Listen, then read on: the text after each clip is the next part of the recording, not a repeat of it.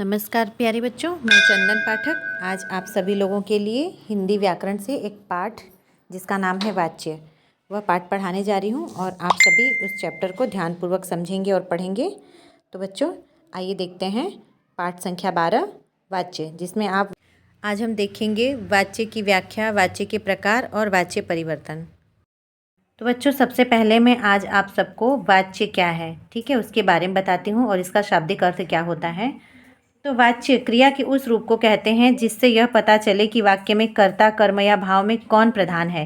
वाच्य के 3 भेद होते हैं, कर्तृवाच्य, कर्मवाच्य और भाववाच्य। वाच्य को कैसे पहचानें? तो वाच्य क्रिया के उस रूपांतरण को कहते हैं जिससे यह ज्ञात होता है कि वाक्य में क्रिया कर्ता के साथ है, कर्म के साथ अथवा इन दोनों में से किसी के भी साथ न होकर केवल क्रिया के कार्य, व्यापार यानी कि भाव की प्रधानता है। जैसे राधा पत्र लिखती है, पत्र राधा द्वारा लिखा जाता है, तुमसे लिखा नहीं जाता। हम चल रहे हैं हमारी हिंदी व्याकरण में 12वां पाठ वाच्य, जिसको इंग्लिश में वॉइस भी कहते हैं। वाच्य का शाब्दिक अर्थ होता है बोलना, अर्थात किसी वाक्य को बोलने में क्रिया कभी कर्ता, कभी कर्म तथा कभी भाव के अनुसार बदलती रहती है। इससे इस बात का पता चलता है कि बोलने वाला किस कथ्य बिंदु को प्रधानता दे रहा है। इसका अर्थ होता है कि जो बोलने वाला व्यक्ति है, जो करता है, वो किस बिंदु को यानी कि किस बात को, किस शब्द को प्रधानता दे रहा है। जैसे यहाँ पे आप चित्र देख रहे हैं, गायक भजन गाता है, छात्रा द्वारा लिखा जाता है, सुधीर से खेला नहीं जाता। तो आप ये 3 चित्रों को देखिए और इसके नीचे लिखे गए वाक्यों को ध्यानपूर्वक पढ़िए। इन वाक्यों की क्रियाएं अलग अलग हैं। इन क्रियाओं में कर्ता, कर्म और भाव के अनुसार भिन्नता है। पहले वाक्य की क्रिया गाता है कर्ता के अनुसार है, दूसरे और तीसरे वाक्य की क्रियाएं लिखा जाता है और खेला नहीं जाता क्रमशः कर्म एवं भाव के अनुसार है। तो इसमें जैसे दिया गया है कि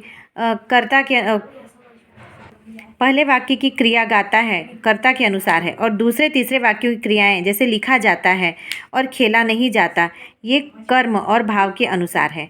तो क्रिया का वह रूप जिससे वाक्य में आई क्रिया के कर्ता, कर्म या भाव के अनुसार होने का पता चलता है, उसे वाच्य कहते हैं। वाच्य के भेद। वाच्य के मुख्य 3 भेद होते हैं, कर्तृवाच्य, कर्मवाच्य और भाववाच्य। कर्तृवाच्य यानी एक्टिव वॉइस, जिन वाक्यों की क्रिया का संबंध कर्ता के साथ होता है उन्हें कर्तृवाच्य कहते हैं।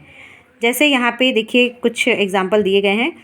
तीर्थयात्री गंगा स्नान करने पहुँचे, परमिंदर पुस्तकें लाया, नताशा समोसे खाएगी, तोते बैठे हैं।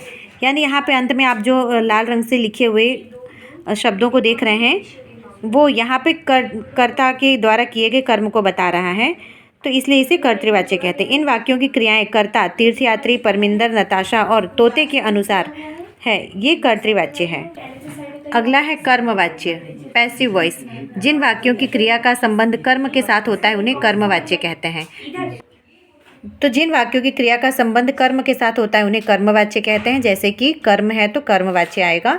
रोहिणी द्वारा नृत्य किया गया, यहाँ पर रोहिणी जो है उसके द्वारा नृत्य किया गया। बलराम से कार चलाई जाती है, दिव्या द्वारा चपातियाँ बनाई गई, अध्यापिकाओं के द्वारा गणित पढ़ाया गया। इन वाक्यों की क्रियाएं कर्म, जिसमें नृत्य, चपातियाँ, कार और गणित के अनुसार है, ये कर्मवाच्य हैं। अगला है भाववाच्य, इम्पर्सनल वॉइस। जिन वाक्यों की क्रियाएं कर्ता या कर्म के अनुसार न होकर भाव के अनुसार होती हैं उन्हें भाववाच्य कहते हैं। जैसे यहाँ दिया गया है, आशा से लिखा नहीं जाता, चाची से उठा नहीं जाता, नीतीश द्वारा गाया जाता है, कल्लू से भागा नहीं जाता। तो यहाँ पे जो ये सारी चीज़ें दी गई हैं, ये सारे वाक्यों में आप देखेंगे कि भाववाच्य है, यानी इसमें जो भी है भाव के द्वारा प्रकट होते हैं इसमें, इसलिए ये भाववाच्य है। अब आते हैं वाच्य परिवर्तन। वाच्यों का एक दूसरे में परिवर्तन हो जाता है, जिसमें है कर्तृवाच्य से कर्मवाच्य में परिवर्तन। कर्तृवाच्य के साथ लगे परिसर्ग को यानी कि परसर्ग को हटा दिया जाता है। इसके साथ पर, से या के द्वारा परसर्ग लगाए जाते हैं। वाक्य की क्रिया भूतकाल की क्रिया में बदली जाती है। जाना क्रिया का आवश्यक रूप लगाकर संयुक्त क्रिया बनाई जाती है। तो देखिए यहाँ पे कर्तृवाच्य और कर्मवाच्य किस तरह से दोनों में भेद है वो बताया गया है। अनुज गणित पढ़ता है, अनुज द्वारा गणित पढ़ा जाता है। हम कुतुब मीनार देखने जाएंगे, हमसे कुतुब मीनार देखने जाया जाएगा। गुलफाम ने शीशा तोड़ दिया। गुलफाम के द्वारा शीशा तोड़ा गया। लोगों ने चोर को पकड़ लिया। लोगों के द्वारा चोर पकड़ा गया। यह खिलौना उमा ने दिया। यह खिलौना उमा द्वारा दिया गया। तो कर्तृवाच्य और कर्मवाच्य, आप देख रहे हैं कर्तृवाच्य जो है वो बिल्कुल सिंपल सेंटेंस है, जबकि कर्मवाच्य में सभी में द्वारा लगाया गया है। तो यहाँ पे जो कर्ता है उनके द्वारा ये क्रिया पूरी की गई, इस वजह से इसमें आप द्वारा देख रहे हैं और ये बहुत ही आसान तरीका है, आप इसे याद कर सकते हैं। कर्मवाच्य से कर्तृवाच्य में बनाना। कर्मवाच्य और कर्तृवाच्य। लड़कियों द्वारा प्रतियोगिता जीती गई।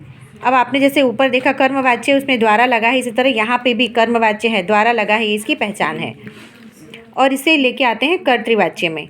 लड़कियों ने प्रतियोगिता जीती। दादाजी के द्वारा अनिल को डांटा गया। दादाजी ने अनिल को डांटा। रिक्शा वाले द्वारा पैसे लौटाए गए। रिक्शा वाले ने पैसे लौटाए।